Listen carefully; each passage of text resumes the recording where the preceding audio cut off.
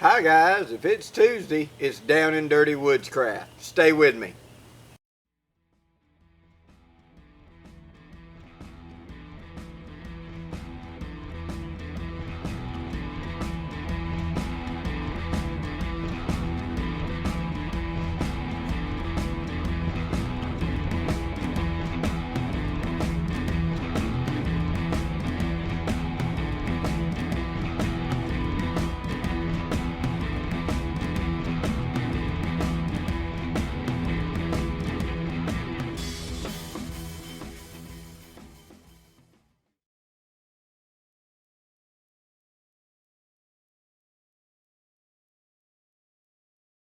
Okay guys, today we're going to talk about, well, really a trigger system. This is about as down and dirty and simple a trigger as I know how to show you. And very recently Dave Canterbury did one very similar to this. Now what I have used this for in the past is drop lines. That's whenever you're taking catfish or fishing line and putting out set lines along a bank. And you know you've got those modern yo-yo reels that reel it up. Well, I'm kind of poor. And so we would just use a bungee or some other trap engine to set the hook. Now this can be done several ways, but it requires very little in components. So let me adjust the camera and I'll show you how I set it up, and then we'll set one up and you can watch it trigger. So stay with me. Okay, the components you're going to need to make this little thing is, I like to use snelled hooks. Now they come in different kind of sizes and they already have line attached to it. As you can see in this package, this one's got steel leader on this, but you know, plain fishing line's fine. And they'll have a loop on the end already. It's already attached to the hook. I also like to use a barrel swivel. You find this in the fishing aisle. You then need some number 36 bank line. You need some sort of peg or stake, which you can generate on site, but for quick and easy you may want to just have a tent stake. And you need some sort of engine to power it, either a bent over sapling, a dead weight on a drop, something like that. But in either case you need some sort of engine. Again, for down and dirty, you may want to take a pretty strong bungee cord and do it. Now the last thing you're going to need, laying this down, is you're going to need a toggle, and we're going to generate that in a minute. But first, let's start with a line. How long a line you going to need? Well, that's going to vary on what you're trying to do. So we're going to say about 15 feet, 20 feet, something like that. I want enough line I can put out in the water and still have the line to run to my engine. So let's say about 15 feet. And so I'm going to spiral it out to the size I want. And this is the actual drop line. Okay, I get as long as I want, and then I'm going to cut it.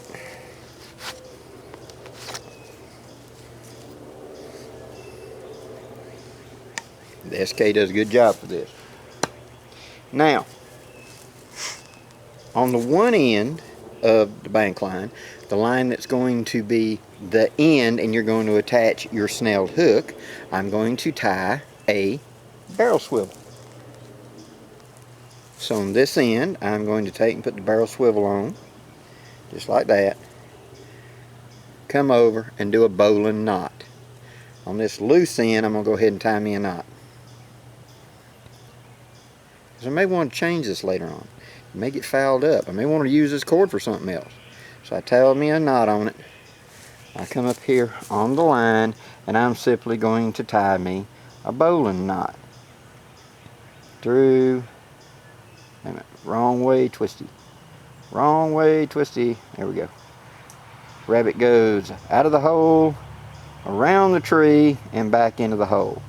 Grab it and pull it down tight. There. Now I have my barrel swivel. Now my snell is going to hook to that. And what we're going to do with that is, I'm going to get one out right quick and I'll show you. I like the snell hooks because I can change size. That way I can carry like 10 or so of the drop lines and being able to change what I'm fishing for. So if I'm going for something really big, then I can go for the heavy hooks. If I'm going for something small, I can swap to the small hooks without having to make new lines from the ground up, you know. So, taking it out, taking one of my snell hooks, I'll lay the rest of them down for the moment. Do not sit on them, Blackie. Ask me how I found that out. Now, you got the barrel swivel, has a big loop, and you got the loop on the end. You're going to pass the loop up through it, and you're going to take the hook and thread the hook through the loop and pull it tight. Now it's captured on that line and it cannot come off. But I can take it off if I want to. I can easily just unloop it and pull it back out. But this gives me a good smaller diameter line than 36 bank line out here in the water, so the smaller fish that are a little more skittish of you know, hooks and stuff, they're not seeing a big old knot on bank line, and I don't have to parry this down or take the time. I can swap hooks with that. But now I have my hook on the other line. Now for sake of purpose, I'm going to take this back off, okay?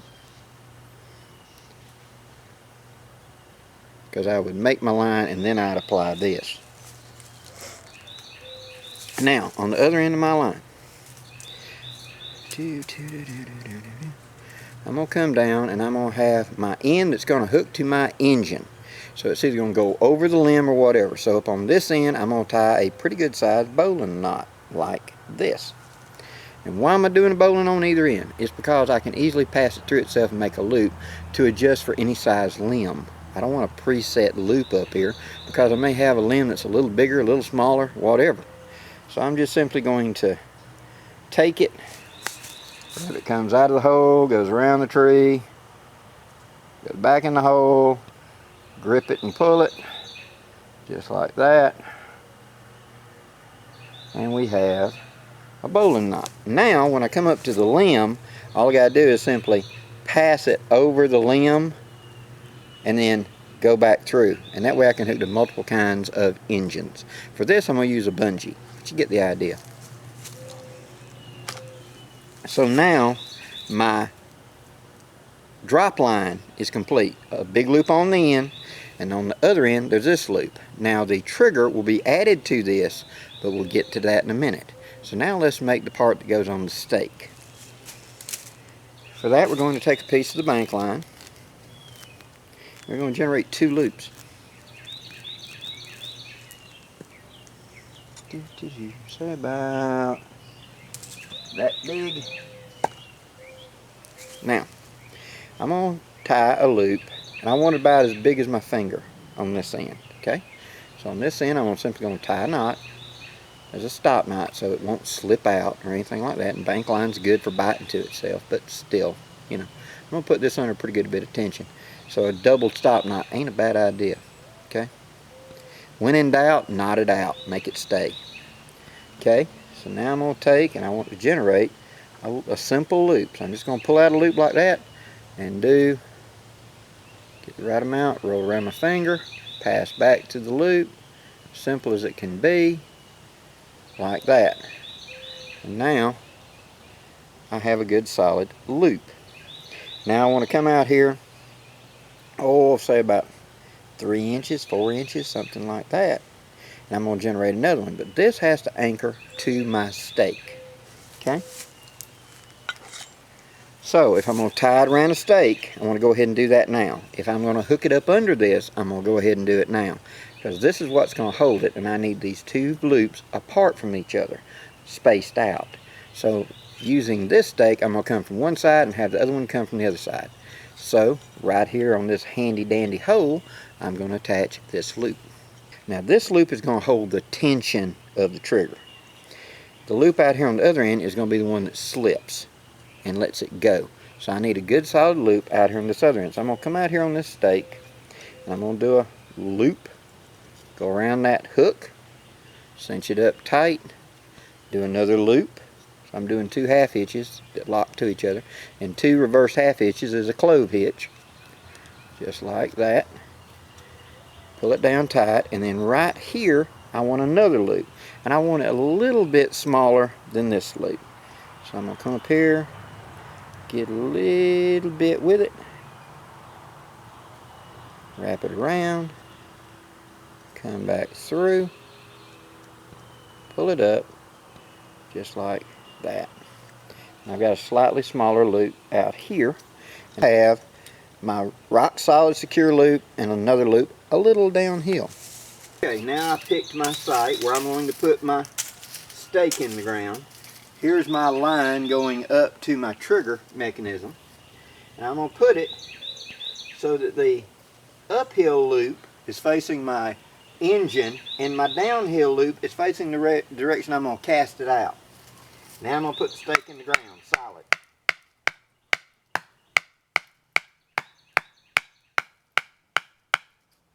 Good and strong right there.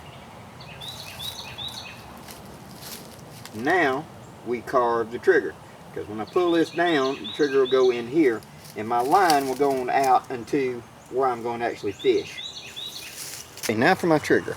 I've selected a piece, probably 5-6 inches long. I'm going to take off all the bark off of it. I want it slick. Now, one end is left nice and blunt, but we're going to round it off. We don't want anything catching on it. So these sharp pieces left up, I want gone. I want it nice and rounded. So let's hit that sweet spot and start pulling, and it'll just slice it off. Just like that. And then I'll get up here and do precision work and take that sharp edge off so it's beveled all the way around. Because all this end is going to hold the weight, but then when it comes loose it has to pop out easy. Alright? Now on this end you want it cut at an angle. So I'm going to start up here and I'm going to shave it down so it's thin all the way. Say about an inch back. And you see how wide it is. I'm going to narrow it down so it's a little bit bigger than number 2 pencil. And the bottom, a little flat as well. Hello, Amarillo.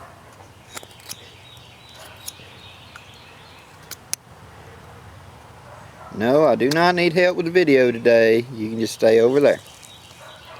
Alright, now we want to make sure this is not sharp or anything, so these edges, slick it off. You want this to be nice and smooth right here, because the cord's going to run on it.